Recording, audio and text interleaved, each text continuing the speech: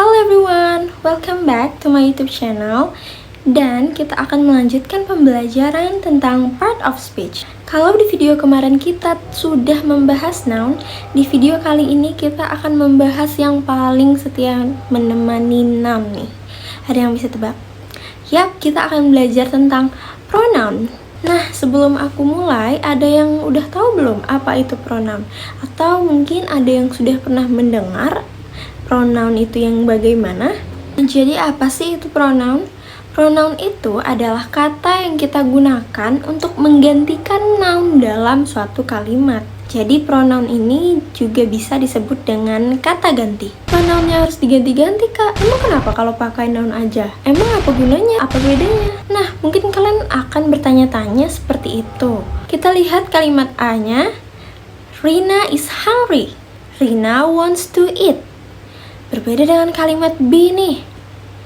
Rina is hungry, she wants to eat. Lebih enak dengar kalimat yang B kan? Karena kedengarannya tuh tidak kaku dan lebih efisien. Pronouns ini memiliki beberapa jenis. Apa saja jenis-jenis pronouns? Yang paling umum itu adalah personal pronouns. Personal pronouns ini dibagi menjadi dua, yaitu subject pronouns dan object pronouns. Yang pertama kita akan mempelajari tentang subject pronouns. Subject pronouns ini selalu bertindak sebagai subjek atau yang melakukan aksi di dalam kalimat. Posisinya selalu di depan kata kerja verb atau di awal kalimat.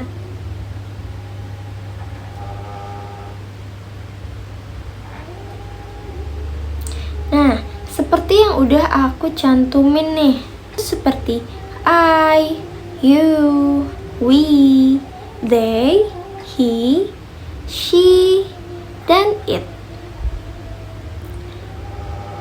Nah, coba kamu lihat di contoh kalimat. Penggunaannya selalu di depan Nah, coba kamu lihat contoh kalimat. Penggunaannya selalu di awal kalimat atau sebelum kata kerja verb. Seperti I study English every day. Kita bisa lihat I di sini letaknya di depan atau sebelum kata kerja verb. Begitu juga dengan contoh-contoh lainnya. Selanjutnya ada object pronouns. Object pronouns ini bertindak sebagai objek atau penerima aksi dalam suatu kalimat. Jadi posisinya selalu di belakang kata kerja atau verb atau preposition.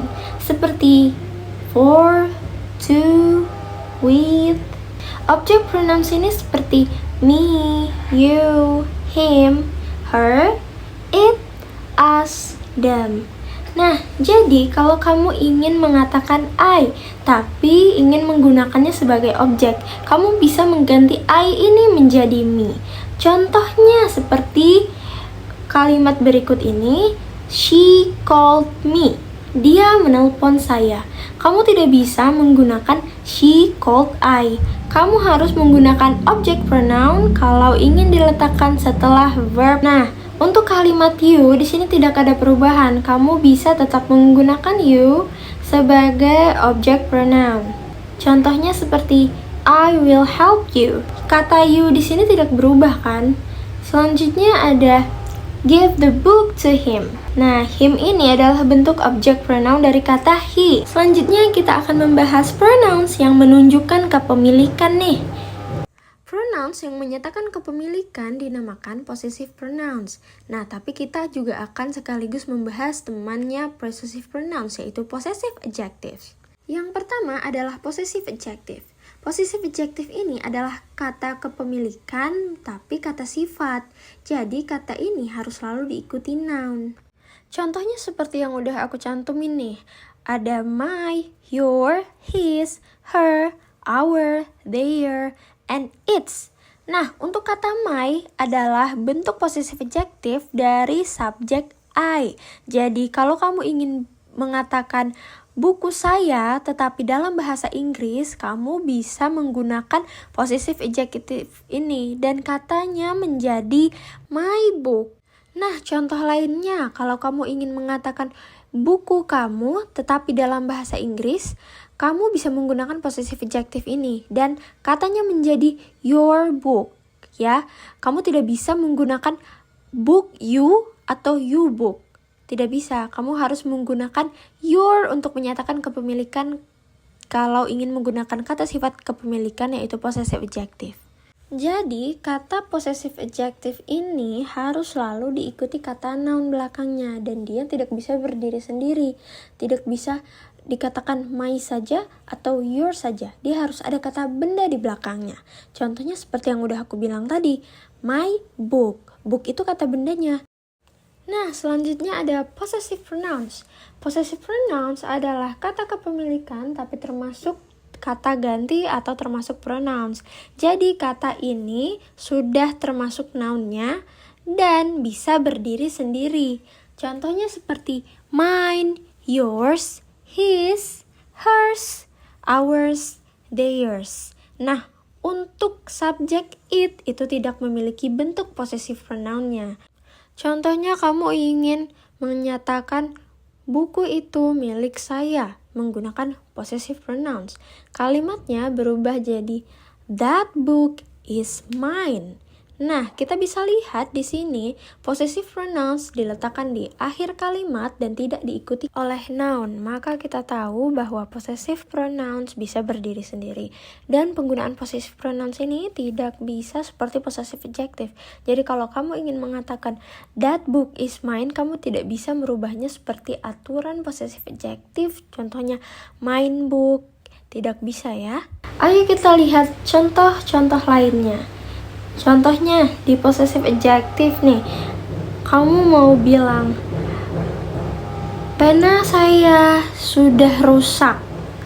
Kamu bisa menggunakan possessive adjective-nya seperti my pen is broken.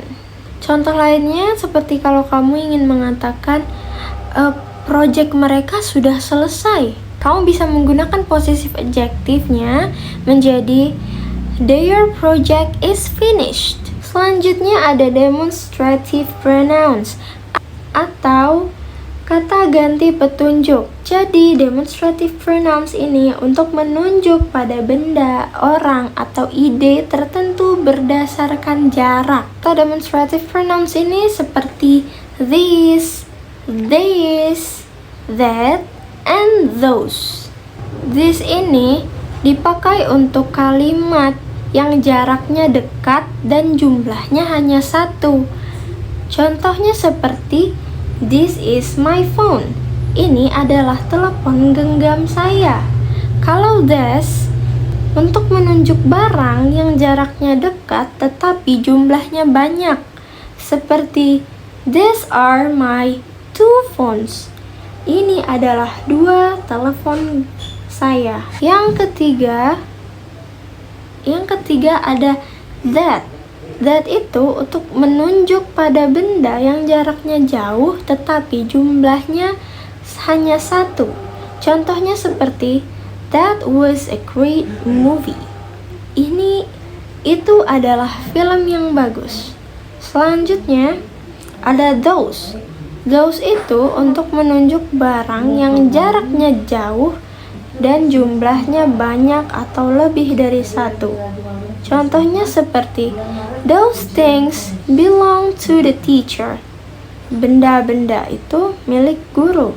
Selanjutnya ada indefinite pronouns atau kata ganti tak tentu. Nah, pronouns ini merujuk pada orang atau benda secara umum atau tidak spesifik. Indefinite pronouns ini dibagi menjadi 3. Yang pertama ada kelompok universal atau merujuk kepada semua atau setiap orang atau barang. Jadi kelompok ini merujuk pada anggota yang ada, baik semua maupun ataupun setiap anggota. Contoh katanya seperti all, both, each, and everyone. Nih, contohnya seperti all are invited to the party.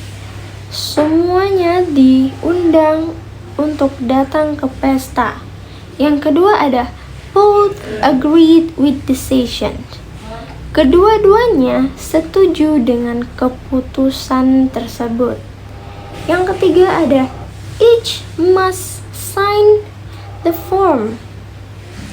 masing-masing harus menandatangani. Yang terakhir ada everyone. Contohnya seperti everyone is here now. Selanjutnya ada kelompok negatif. Kelompok ini menunjukkan tidak adanya anggota. Contoh kata pronouns ini seperti none, nobody, or no one, dan yang terakhir nothing. Contoh kalimatnya seperti none of the answer are correct. Artinya tidak ada satupun jawaban yang benar. Nah, selanjutnya ada kelompok tak tentu atau sebagian. Jadi kelompok ini merujuk pada anggota yang ada, baik semua maupun setiap satu anggota atau beberapa anggota. Contohnya seperti katanya seperti some, somebody atau someone, dan any. Contoh kalimatnya seperti some of the money was lost. Itulah jenis-jenis pronouns. Jadi bagaimana? Apakah kamu sudah mulai mengerti? Untuk memperdalam pemahaman kamu, aku akan memberikan beberapa soal yang dapat mengasah kemampuan kamu. Kamu bisa langsung mengerjakan soal-soal ini dan akan aku bahas di video ini juga. Jadi kamu bisa pause saja video ini untuk mengerjakan latihan-latihan berikut.